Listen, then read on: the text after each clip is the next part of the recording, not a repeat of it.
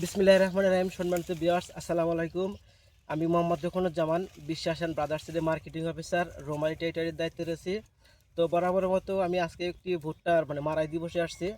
তো আমি যে এলাকাতে আসছি এই এলাকার একজন আদর্শ কৃষক, আমাদের বিশ্বাস অ্যান্ড ব্রাদার্সের বেশ কয়েকটি জাতের মধ্যে ভাই এবার কোন জাতটা লাগাইছে ভাইয়ের আমরা জমিতে আসছি। তো আমরা ভিডিওতে ভাইয়ের মাধ্যমে শুনবো ভুট্টা গাছের জার্মিনেশন কেমন ছিল, ভুট্টার গাছ কেমন ছিল, ভুট্টার মোচা কেমন হয়েছে, আপনারা ভিডিওতে খেয়াল করেন। ভাই আসসালামু আলাইকুম। ওয়ালাইকুম সালাম। কি অবস্থা ভাই, ভালো আছেন? আলহামদুলিল্লাহ, আল্লাহর রহমতে ভালো আছি। ভাই একটু আপনার পরিচয়টা যদি দিতেন। নাম শামসুল হক, গ্রাম জিগনিকান্দি, গ্রাম জিকনিকান্দি, এটা কোন থানা? রৌমারী থানা, কুড়িগ্রাম জেলা। কুড়িগ্রাম জেলা। আচ্ছা, এই ভুট্টার জমিটা তো আপনারই? জি জি। আচ্ছা, আমি এর আগে আপনার এখানে আসছিলাম, ভুট্টা যখন প্রথম লাগান হ্যাঁ। এটা ছিল জার্মিনেশনের ব্যাপারে। হ্যাঁ, ভুট্টা গাছের জার্মিনেশন কেমন ছিল ভাই? 100% খুব ভালো ছিল। ভালো ছিল। তো বর্তমানে তো আজকে তো আপনি ভুট্টা তো তুলতেছেন, আপনি মারাই করতেছেন। তো আপনার কাছে ভুট্টার গাছ, ভুট্টার মোচা দেখে কেমন মনে হচ্ছে? আলহামদুলিল্লাহ, যথেষ্ট ভালো হয়েছে। আলহামদুলিল্লাহ, যথেষ্ট ভালো মনে হচ্ছে। যথেষ্ট ভালো।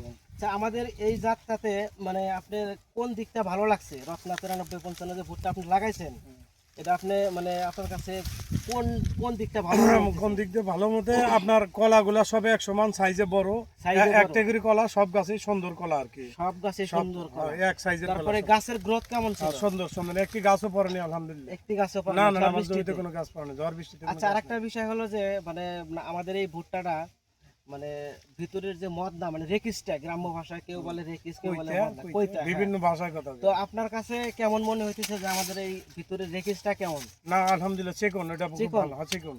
এই যে আমি একটা চিকন দেখছি, ভুট্টা ভাঙলাম, ভিতরে রেকিসটা, এবং ভুট্টাগুলা কিন্তু একদম ঝরঝরে কিন্তু, আর ভিতরে মদনাটা কিন্তু একদম চিকন চিকন চিকন, দেখছেন? লাল, চিকন এবং লাল।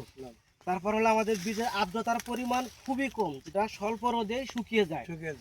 তো ইনশাল্লাহ এই বছরটা আপনি তো মোটামুটি লাগাইছেন, সামনের বছর কি আবার কি আরো লাগাবেন? হ্যাঁ, চেষ্টা করবো আরো বেশি লাগানোর জন্য।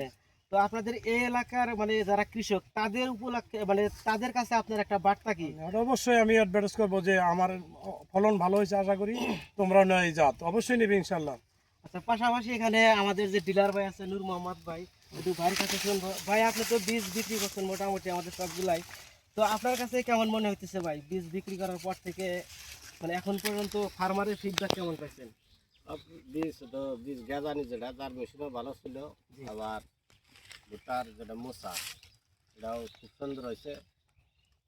ফলনও গতবারও ভালো হয়েছে, এবারও ইনশাল্লাহ খুব ভালো হবো, আশাবাদী। সামনে আর বিক্রি বেশি হবে। ধন্যবাদ ভাই। আচ্ছা ভাই, এই ভুট্টাটার নাম কি? রত্না। রত্না। সামনে বছর কি আপনারা লাগাবেন?